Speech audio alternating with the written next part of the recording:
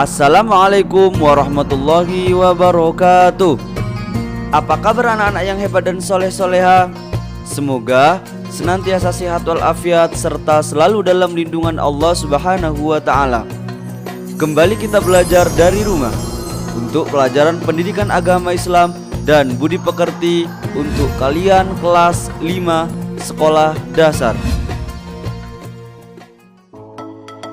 Baiklah anak-anak yang ada di rumah, terlebih dahulu sebelum pelajaran kita mulai, mari kita berdoa kepada Allah Subhanahu wa ta'ala agar kita diberi kemudahan dalam belajar serta mendapatkan ilmu yang bermanfaat. Kali ini kita akan belajar tentang mengenal kitab-kitab Allah, subtema 2 dengan pembahasan perintah beriman kepada kitab-kitab Allah Subhanahu wa ta'ala.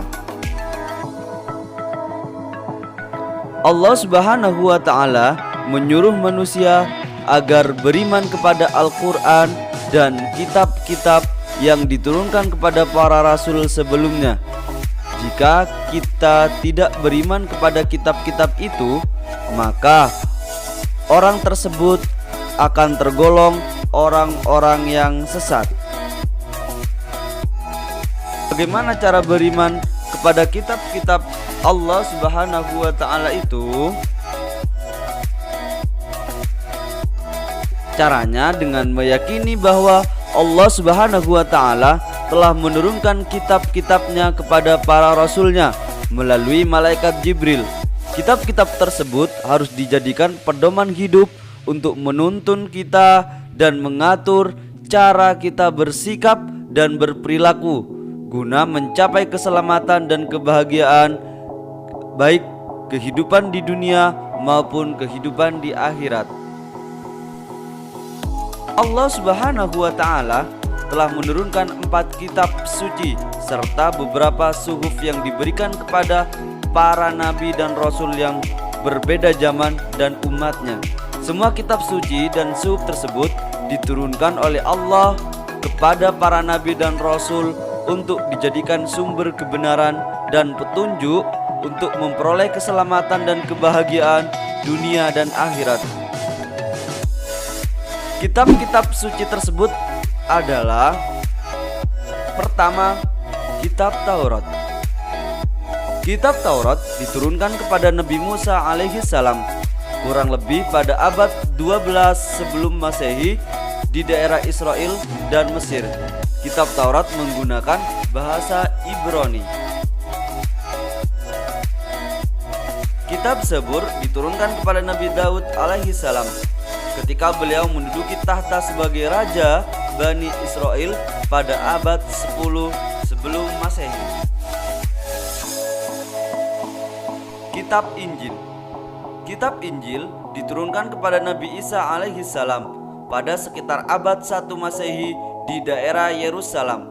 Dalam bahasa Yunani, Injil berarti kabar selamat, pelajaran yang baru, atau kabar gembira. Kitab Al-Quran. Kitab Al-Quran mulai diturunkan kepada Nabi Muhammad SAW pada abad ke-6 Masehi di Mekah. Peristiwa turunnya ayat Al-Quran atau dikenal dengan Nuzulul Quran terjadi pertama kali ketika Nabi Muhammad SAW menyendiri di Gua Hira atau Mekah. Turunnya Al-Quran menandai awal diangkatnya Nabi Muhammad SAW sebagai Rasulullah atau utusan Allah. Usia beliau saat itu genap 40 tahun. Al-Quran terdiri dari 114 surat, terbagi dalam 30 juz dan 6.236 ayat. Al-Quran diwahyukan selama 22 tahun, 2 bulan dan 22 hari.